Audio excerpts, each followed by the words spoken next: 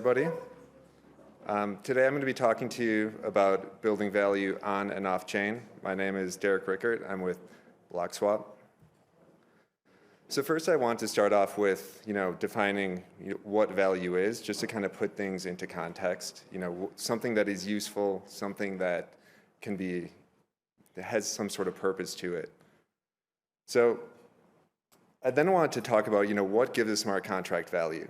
And when you look at just what a smart contract is, by itself, it has no value whatsoever. If there's nobody using it, if there's nobody actually taking the time to work on it, to look at it, it has nothing. It is just something that exists. So that kind of takes us to the whole idea that the base layer of value is people. It's the community around it. It's the people who are using smart contracts. It's the people who are actually a part of communities. Taking this a step further, we can segment these different users into a few different areas. And no user is in one category in and of itself. A lot of these sort of blend together. And there's probably a lot of other categories that can be brought out here. But for the sake of this talk, I want to break it into monetary value. And these are when people are getting value by actually using the smart contracts, like the monetary part where they actually can make some money off of using them.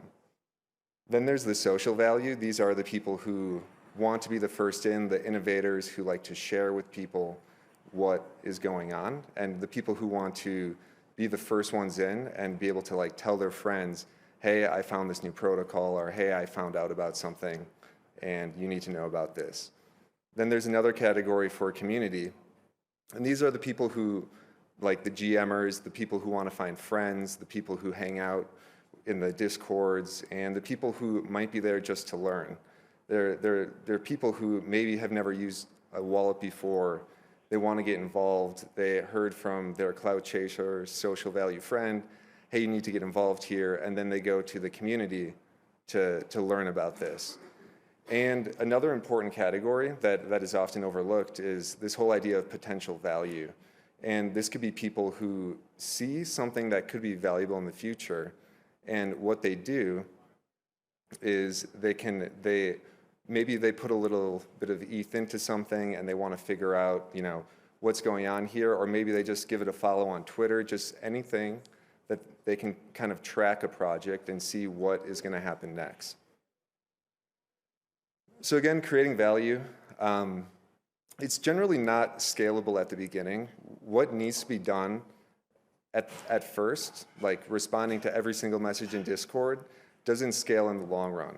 But after a while, a lot of what needs to be done needs to transition to things that are scalable. But when you're starting off, you can't necessarily scale with the initial activities to get the initial user base and get the value generating. So creating long-lasting value, this needs to start with the user. The user is number one, and without them, as we were talking, there is no value whatsoever. And to do that, you need to make everything that they do be a low lift, very super easy for them to use, and they have a high gain. So they see the effort they need to put in, and in return, they get a higher sort of value or reward, whatever it might be. And this kind of ties into having simple UI and a simple user experience so that this process is easy. And again, implying that there's something more coming, implying that projects are going to develop, whatever it might be, just the idea that it doesn't end right away. So if we want to look at how to build value from the ground up, we have a story time here. So about a year ago, Matt and I, we were at ETHDenver. We had a protocol to test, and we needed to grow the ETH, but we didn't have any. So what we did was what we did have, though, was the fragments of an ossified community. And what that means is we had run a testnet previously that got 24,000 testnet validators, but a lot of the community, a lot of them kind of fell off, and the initial project was so easy to use, it was just a few slash commands to test a testnet validator, that a lot of them were just airdrop hunters and just kind of faded away. But what we did was we gave them something to attach to. We said, let's take ETH to the moon. All you have to do to become an astronaut is provide Garoli ETH to this contract. So what we did was we asked people to pool all of their Garoli ETH together, go to these different faucets, and start putting it into this one contract so that we could test Stakehouse protocol. And to do that, we sort of gamified it. We gave them a story to follow. We walked them through all these steps, and we just said, hey, deposit ETH, join the crew, join Mission Apollo, and we gave them all these different crew members with different stats, made it almost like a video game, where people in the Discord ended up changing their profile pictures to these users for no reason whatsoever. All we promised them was that they would get a Garoli ETH NFT. That was the only promise. So as that developed, we had that ETH, and then we asked them to then test the protocol. We said, now we have a community faucet, you can come in, stake a validator, and in return, you will get an NFT again. We just keep promising these Garoli ETH NFTs. And what we found was that there's a lot of this community who has no idea what a validator is. They're confused, what's a node? What's a validator? Are they not the same thing? And we walked a lot of people through the process of getting their validators set up, and in return, we promised them an NFT. And we created all of these guides and made things super simple for them to use. And the final result was that the Blockswap DAO awarded tokens to these NFT holders based off of the complexity of each task that was asked of them to do. There's various checkpoints along the way: stake the validator, get the node set up, mint your derivatives from that validator. So what now? Where we're sitting at with this whole progression of the community is we found out that the community likes these incentives. They follow this NFT path, and we took what was difficult and the feedback that we got from the first iteration, and we made it easier for them.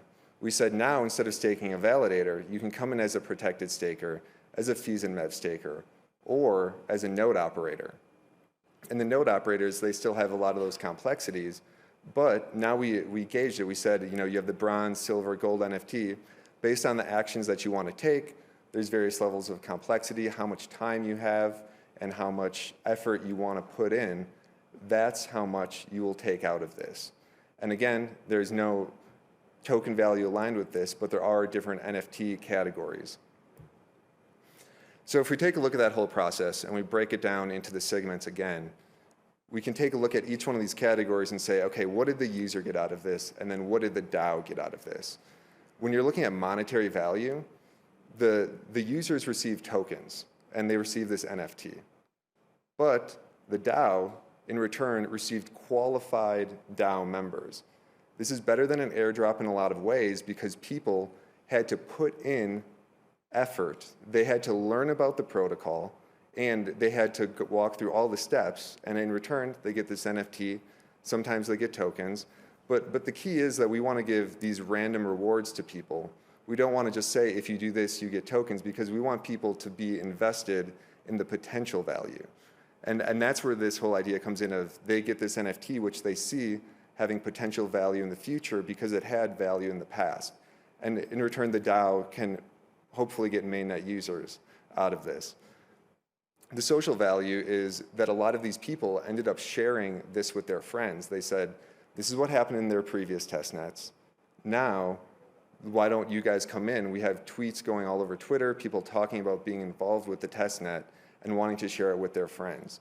And there's this whole community value aligned with it because they got this education on ETH staking. They understand the blockchain much more than they did before. And in return, the DAO started to understand their pain points and could start to iterate the protocols. And that's where you see the progression from Stakehouse to Stakehouse LSD networks. So we can break that down into the big picture. So the number of users continually go up throughout this whole process. They start off with a simple task, just get Garoli ETH. We ask them to do a more complex task, of actually staking that Growly ETH, staking a validator, becoming part of the blockchain. And then we simplify that complex task based off of their pain points. Wherever they felt that things were too difficult, that's where we came in and made the protocol easier to use. And then, we created another NFT incentives for them to then test that protocol. So what we want to do is we want to empower users through inclusion. The idea of frequent random rewards rather than an airdrop piques people's interest because they'll continually come back. They need to check back to see if they're getting tokens. They need to follow the project because nothing was completely declared as far as tokens at any point. It just comes via this NFT, and it's absolutely crucial for them to keep up with it, or all they get out of it is an education, which for a lot of people is important. But then once these users come in, and once these users are actually a part of it, they've received their NFT, they've received their tokens, well, now they have a little bit of skin in the game. Now they have an interest in seeing what's happening next with the project. Where is this going? What is the potential? Now that I have a little bag going, how can I get more? Is it something that I'm still interested in? Either way, they have to follow because they've invested their time.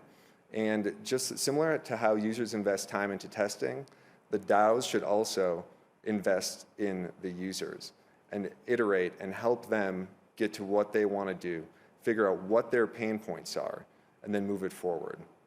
And a lot of that does come through the UI, the UX, whatever can be done to attract more users and get more people in.